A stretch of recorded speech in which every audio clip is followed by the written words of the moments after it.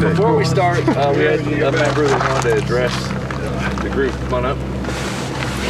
Morning, guys. Morning. Hey, Jan. Morning.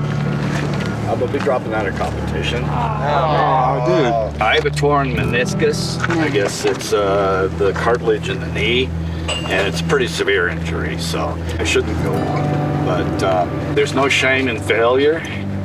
The only shame is failing to try.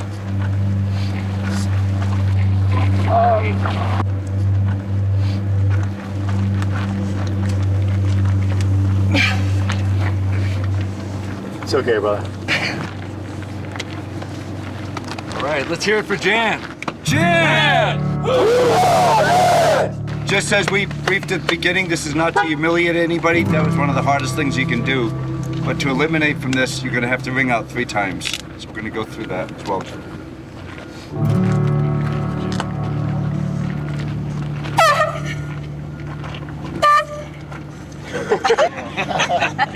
There we go.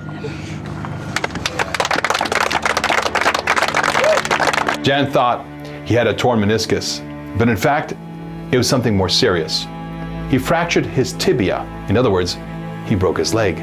Jan stayed with the mission and was appointed as the main point of contact at the Tactical Operations Center, providing invaluable support for the hostage rescue operation, which was instrumental in helping his teammates accomplish the challenge. We thank you, Jan, for your unwavering commitment and support. Drop!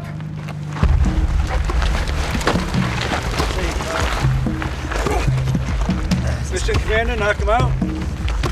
Down.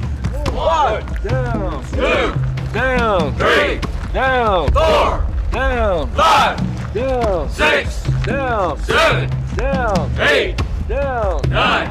down, 10. down, 11. down, 12. down, 13. down, 14. down, 5. down, 6. down, 7. down, 8. down, 9. down, 20. down, 1.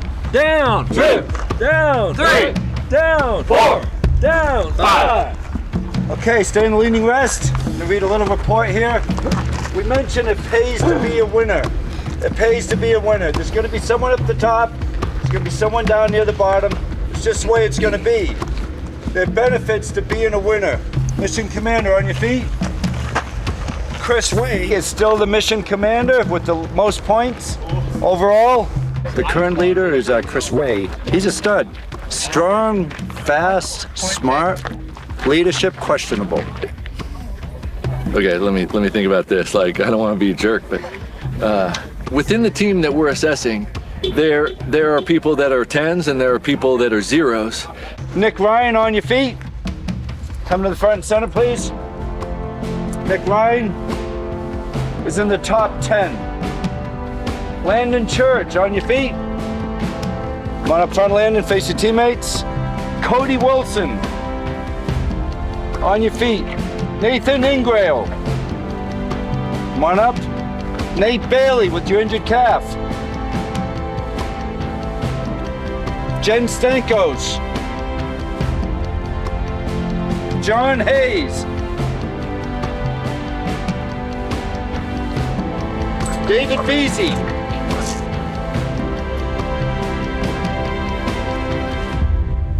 And Michael Slive. Right now, everything we scored, these are the top 10 of your class. If you're in the top 10, they have the option for the roll the dice option. The roll the dice option is that pinnacle shot you were shooting off the platform. They have the option to take that shot, boom, hit the tannerite. If they get it, 50 points added to the score. If they miss it, 50 points deducted. Everybody understand that? Chris is probably one of the most phenomenal people I've ever met. He has so many incredible skill sets, super strong, super smart. In a couple of days, I've learned so much from him. He's really amazing. He really deserves to be in the #1 spot. I still want to beat everyone, but he's going to be tough.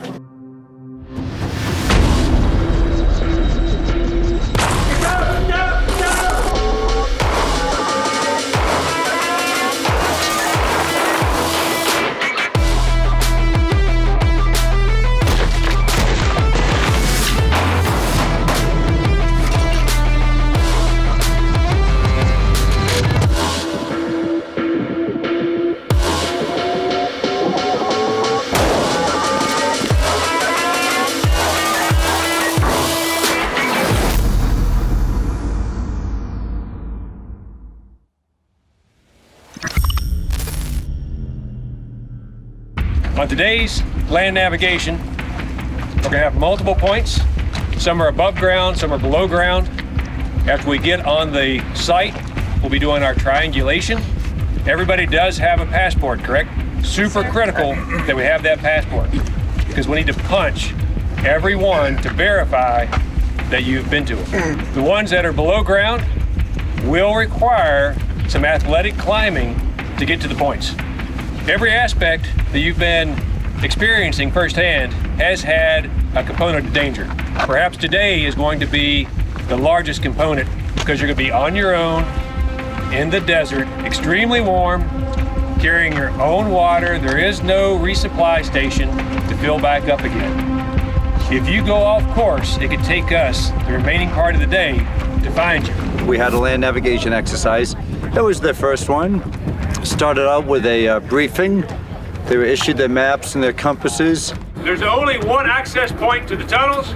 We do not care in which order you get these, as long as you save the tunnel for last. The fastest people today clean this course in under an hour and a half. We need to have everybody off course no later than noon. No later than noon. It's going to be at the white tent next to the climbing area. That's our headquarters. As with everything else, most number of points and time. So if you decide to get all 14 points in the shortest amount of time, obviously you're going to be the person with the highest score today. You only get 1 point and you're back in 5 minutes. Somebody else gets 2 points and back in 3 hours, the person with 2 points wins, right? Get all 14 in the shortest amount of time, that's what's going to take the prize today of the highest score. Here's something else, and it works well in SEALs. We always have a swim buddy. If Chris is my swim buddy, I always know where he is. If we're doing a competition like this, we're different places, but I know he's to the west, or I know he's up north somewhere. Anytime somebody comes up to me and says, "Where's your swim buddy?" I can give that answer. We're gonna put that into place from this point forward. It's an individual event. You don't even have to pick a swim buddy here yet. When we get back, have a swim buddy. So when we say, "Where's your swim buddy?" Or, "I gotta use the head, I gotta use the bathroom," I'm letting my swim buddy know where I'm going. From this point forward, as soon as you've done this evolution, just pick a swim buddy. Let your mission commander know who your swim buddy is. The swim buddy concept is just making sure that everyone's accounted for, so that one person doesn't go off and everyone's like, "Hey, where's Joe or Jen or whoever?" There's always some accountability. Someone's here and knows where their partner is at all times. You know the old saying, it pays to be a winner. What happens if you're the fastest on this orienteering course and get the most points?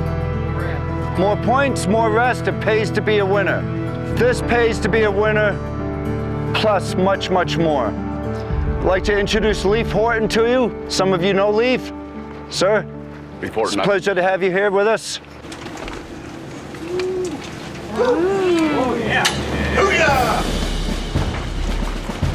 Somebody is going to win this today, and that's going to be the person with the most points. Leif Horton is donating this to the person who wins the orienteering course today. One of you is going to own it. Woohoo! Yeah. Leif Horton! Leif Horton! One thing that's important is having a good team. And when we're out here in the desert walking around doing our land nav, I know that I've got a good squad that I can rely on. I'm going to do my best, and I know they're with me. So we're going to support each other as we go through this adventure next.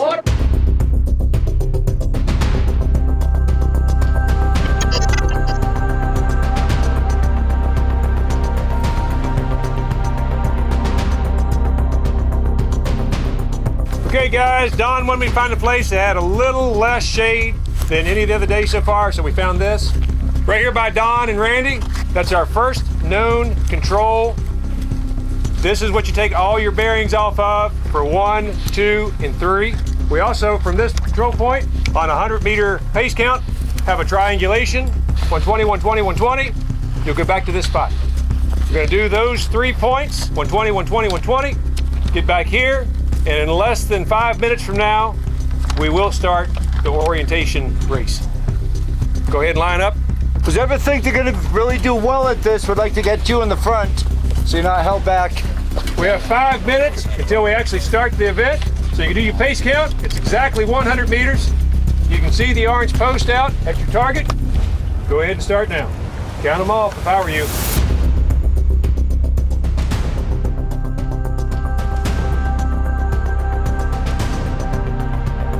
So Randy, they start at this known point, they have the compass, and they've got the bearing dialed in to 360, 000, and they're walking 100 meters. They got the pace count, 67, 68 steps, so it gets to 100 meters. It looks like they're following each other, but they're going to go 100 meters and stop, and hopefully they're right next to that stake.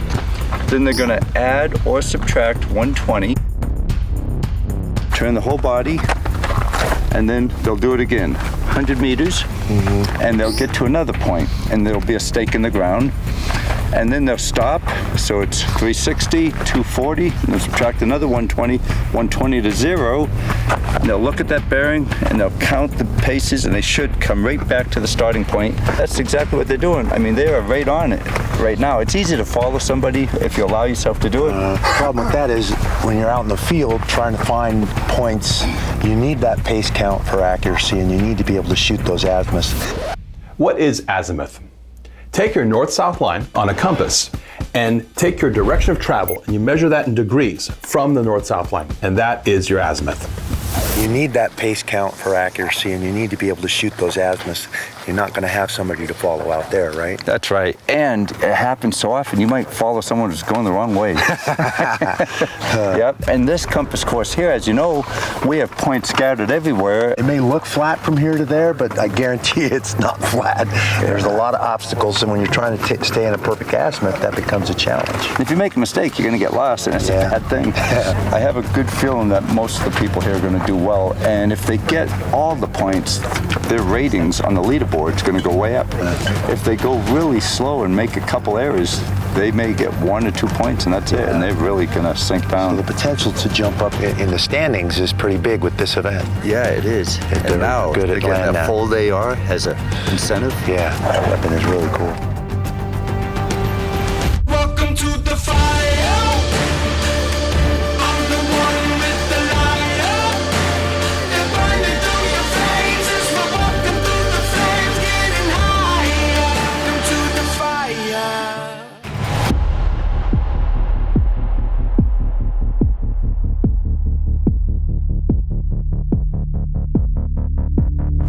If you're going for checkpoint number 1, I set 2 incorrect points nearby number 1. They're far enough away that if on your bearing, you should be able to get them. And back to the white tent by noon. White tent by noon. On your mark. Get set. Go!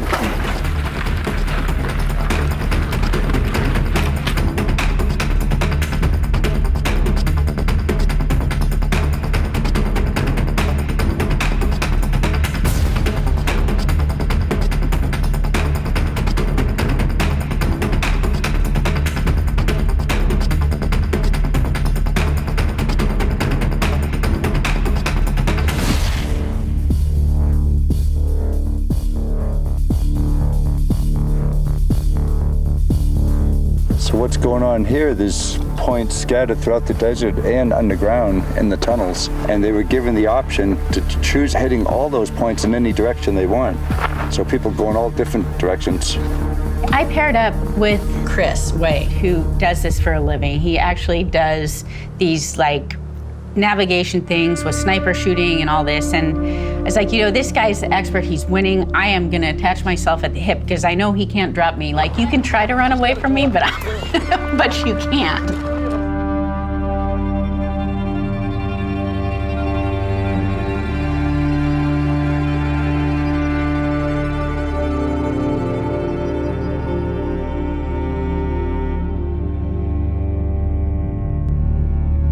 OPs, or orientation points, are checkpoints on the navigation course. We set out 7 orienteering points on the earth out in the open. Started with a known point so they could shoot their azimuths and orient their maps from that known point. And then they had to strategically figure out which OPs they wanted to go to first. 7 were out on the earth, 7 of them were in the tunnels, and you had to do the tunnel part last.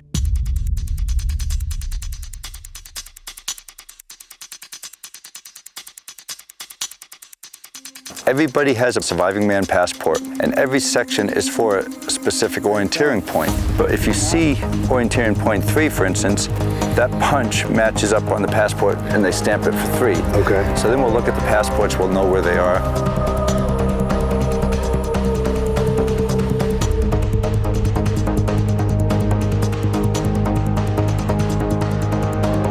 In the US military, an average of 2 to 3 soldiers die from heat stroke every year. The best solution is prevention. That means stay hydrated and ensure your electrolytes are replenished. With temperatures ranging over 100 degrees in our area of operation, there was a real danger of heat cramps, heat exhaustion, and heat stroke, which can be fatal. And on a nav course, something you take seriously. That's why Don puts so much emphasis on the buddy system. Your buddy can catch signs of heat injury before you do. Caring for your teammates is not just a nice thing to do. Mission success depends on it.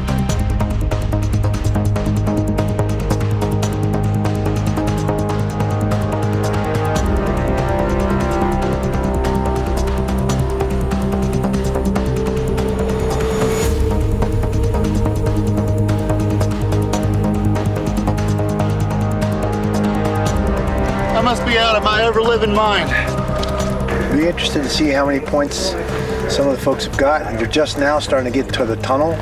There's 7 potential checkpoints in the tunnel, so there's a lot of points to be had here, but they're running out of time. They're getting down to half an hour here before the cutoff, and they have to be at the rendezvous point by 12. So it'll be interesting to see how it unfolds. How many points you got so far? Everything but the tunnels. Oh, yeah, fantastic. My God, that's fantastic.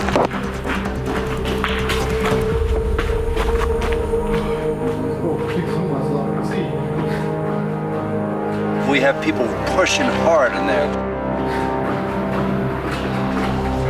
Come on, man, we're trying to get in there. Go, go, go. Hang on left, a right, a right. Yeah. I want to try to grab 12. We have competitors in the tunnel right now looking for points. The compass is no longer working because it's all metal in there. So all they have to go on is a map.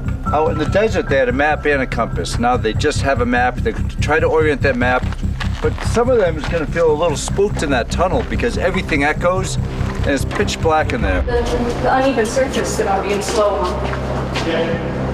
Trying to get one while alive. You know, when I was a civil engineer, I designed these things.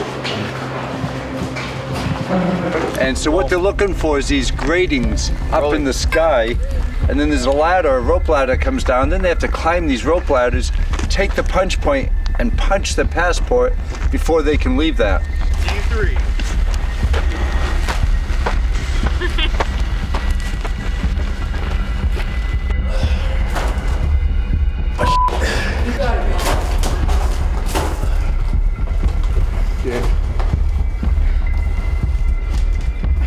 You guys are amazing.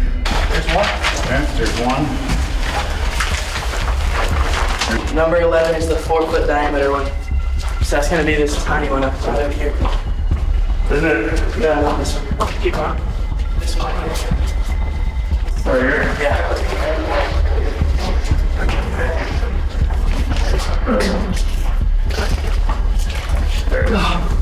Hey guys. Find anything in there? What's that? Find anything in there? 2 dead souls. That's good. Promise to lose weight for the next survivor, man. We're on number 11. This is number 11, yeah? Yep, 11. It's 11, yep. Then we probably gotta head back after this one. Remember, you have to be at the white tent at 12. And it's already 12:02. As you may have noticed, Danielle Ivancic is aware of the 12 noon deadline. Take note. They have less than a half hour from right now to get to the rendezvous point. So they have to get these points as fast as they can and get out and make the way to the rendezvous point by noontime, no later than noontime. You can get one more. This was 10, yeah? Yeah. Okay. You know where we're at? Walk faster, boys. I'm gonna start panicking. You don't want me to panic. You need sleep? Yeah. Left now. Left and out. Do it! All right. We got this, guys. Let's go. Yep, we're just going straight. Straight all the way to the end. No, my bad. We came in this way. Yeah, you're right. Go this way. That's my bad.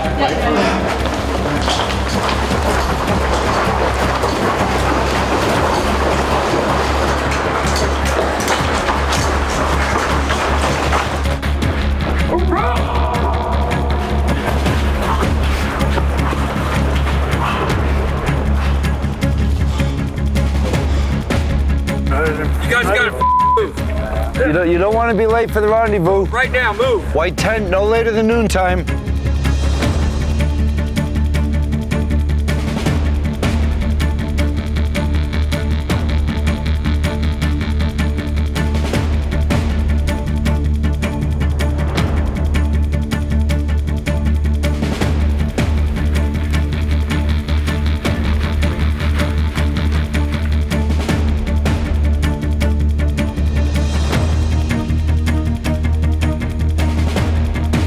Turn your passport in right now, quickly.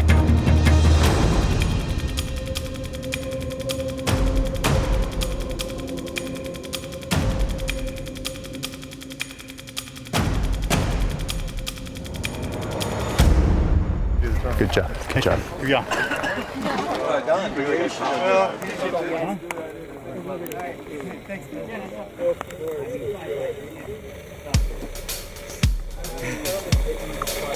Oh man. Nice job, Isaac. How was the whole experience for you? Sucked. Oh, there's a waiting room. Brutal. Man, I'm done, bro. That shit was exhausting. I can imagine. Yeah, that was tough. That was awesome. And hot, turns out. Hey, Rick. Check in with them. I think he already did. It's a lot of sweat. I totally went to the wrong second point. I got my navigation backwards. Third point was smashed into the ground, so. Yeah, somebody ran it over. Spent like 30 minutes trying to find that one. Could have been done by 11:15. I kind of embarked off on my own. That was probably a mistake. If we do this individually, we all fail. You ain't here, you're Yeah, Yep, you have to help each other. Yeah, you guys motivated me. It is all a team effort. 100%. Welcome to the fire. I'm the one with the lighter. They're burning through your veins as we're walking through the flames, getting higher. Welcome to the fire. At the end of the land nav activity, we had to be completed and at the rally point by noon. And several teams did not make it in. We had several people missing after a little bit past the deadline. Nick, acting mission commander. Your mission commander's not present, correct? Yep. Okay, so you're going to take charge. Chris somehow missed that the deadline was 12. Nick, you want to come on up, please? Okay, we got a question. You have teammates missing. This morning, based on yesterday's stats, Chris was still in the lead. Nick stepped up because Chris wasn't back yet. He was the next in command, so he stepped up to make sure everything stayed copacetic, especially locate the people that were still missing after the drop point. Okay, you as a team got to pull together, get some conversation going. When was the last time you saw one of those teammates? Last time we saw Chris was over there. Well, I saw Chris out by where we were looking for point 9. He was still out there running around when we came back. Okay. And you saw Jen with him? No, don't know where Jen is. When was the last time anyone saw Jen? She was with I saw her with Chris at Chris. point Number 9. How long ago though? Oh, Probably an hour and a half ago. quarter to 11. Who said they seen him in the tunnel? Quarter to 11, you saw him in the tunnels? No, we saw him at Either number Dave 9. or Nate. Hey, listen up. Hey, listen up! Hey! So if you're gonna leave this area, make sure you're leaving with another person or let that other person know where you're going. So even if you're like, hey, I'm going to the John over there, let someone know. That way if we're trying to get a head count and you're missing, hey, he's taking a right? Yeah, you have a battle, buddy. In other words, pick a battle buddy and you guys be accountable to each other. This is on there. Drop. Ready? 1, 2, 3, 4, 5, 6, 7, 8, 9, 10, 11, 3, 4, 5, 6, 7, 8, 9, 20, 21, 22, 23, 24, 25. Cover. Do not recover. Stay in the leaning rest. I'm getting the feeling nobody sees a sense of urgency to you guys missing teammates who could be out in the desert dying right now. Do you know they could have heat stroke, sprained ankles, they can't move, they could have a snapped leg, and you guys can't get a head count together? Knock them out. 1, 2, 3, 4, 5, 6, 7, 8, 9, 10, 11, 12, 3, 4, 5, 6, 7, 8, 9, 20, 1, 2, 3, 4, and 5. Recover. 2 minutes, I need that list. Let's go. Today we pulled a muster together. Drop dead time was given for 12 o'clock, meaning no matter where you were on the course, you found your way back here at the muster point for 12 o'clock, regardless of what else happened. So I'm gonna list off the names that are not here. Chris Way? No. Nate Bailey? No. Jen Stankos? No. Nathan Ingrao? Michael Sly? No. David Vezzi? No, he's not here. Russell Morgan? Not here. Brandon? All right, so we're missing 1, 2, 3, 4, 5, 6, 7, 8. Yep. Now with that list, try to find out when was the last time these people were seen. If you have an estimated time frame, add that to the list. People coming in, I'd say maybe half or so of the people made it by 12. 3 coming in now. We got 3 in sight. Nate, Sly, Brandon. The others were trying, they just didn't make it by 12. The 300-degree bearing thing just really... You had it wrong. Yep. Okay. Yeah, wrong way. But there were a handful of them who came in and they said they didn't hear the word that it's 12 o'clock muster. Are you sure everyone knows to meet here? That was briefed. So the team got together. We did a check of who was missing, developed a list. We shared that with search and rescue, and we had the drone go up. Search and rescue found everyone. You got somebody coming around the corner. There's Jen and Chris right there. Yeah, good eye. Yeah, Jen and Chris.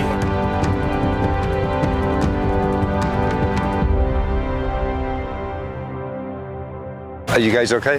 Yeah, did Okay. you guys take the target from down there? No, there was one that was crushed by a truck, everybody. We were down there for over That's an hour. okay. Hold up. If you could. The last hour looking for Okay. At least. Okay, that's 12:35. If you could write on the back of your passports, 12:35 arrival time. We've been there the last hour. At we least. paced it out twice. I was like, You knew there was a drop dead time though at 12 o'clock? We were there at 11:15, Don. No, I'm talking about the where the drop target dead was time supposed to- here at 12 o'clock? No, we didn't. You didn't know that? Got eyes on one. The slowest, we need to have everybody off course no later than noon. No later than noon. It's going to be at the white tent next to the climbing area. I went around the tent area finding out what the reasons were. It all boiled down to one reason. When you call a muster and the team leader or the commanding officer, the XO, is putting out the words, you listen to what's being said. You don't have these little private conversations and then say you didn't hear and then say it's not my fault because I didn't hear. That's what's going on right now. nobody tells me. Like, yeah, I had no. I was ready to. I mean, me out there 5 days straight if you want. Like, I'll run 100 miles if you ask me to. You gotta tell me the rules. Right. That's not leadership. Leadership is, it's that person's responsibility to make sure everybody knows what's going on. If somebody doesn't, you raise your hand when it's asked, do you have any questions? There's going to be a talking later on today. And the leader we have right now may or may not be leader after that talk. Can we focus on getting a muster? We want to get everybody here so we can do a debrief. All right. We need, hey fellas! Round up! Chris has a problem with commanding respect from the team. The reason that Chris has that problem is because Chris believes he deserves respect, but that doesn't mean that he's earned it. Who did not hear the 12 o'clock rendezvous time? Okay. Chris, you were helping somebody, you were talking to somebody and you didn't hear because you were helping a teammate out? I don't want to even talk about it. Okay. It was stupid, like, and frustrating and unprofessional. Like, it was very easy, and it came down to disorganized miscommunication. So it's probably not good to interview about. The number one thing you do before saying all your reasons why you're not here on time, none of that really matters. What's important is where are your teammates and are they okay and do we have to go rescue them? That's what's critical. Other people's lives, not people's excuses. Yeah, I mean, we would have won it had it not been a total cluster. The excuses and all that we'll take care of afterwards, okay? So right now we got everybody healthy, alive, no problems. Good, good.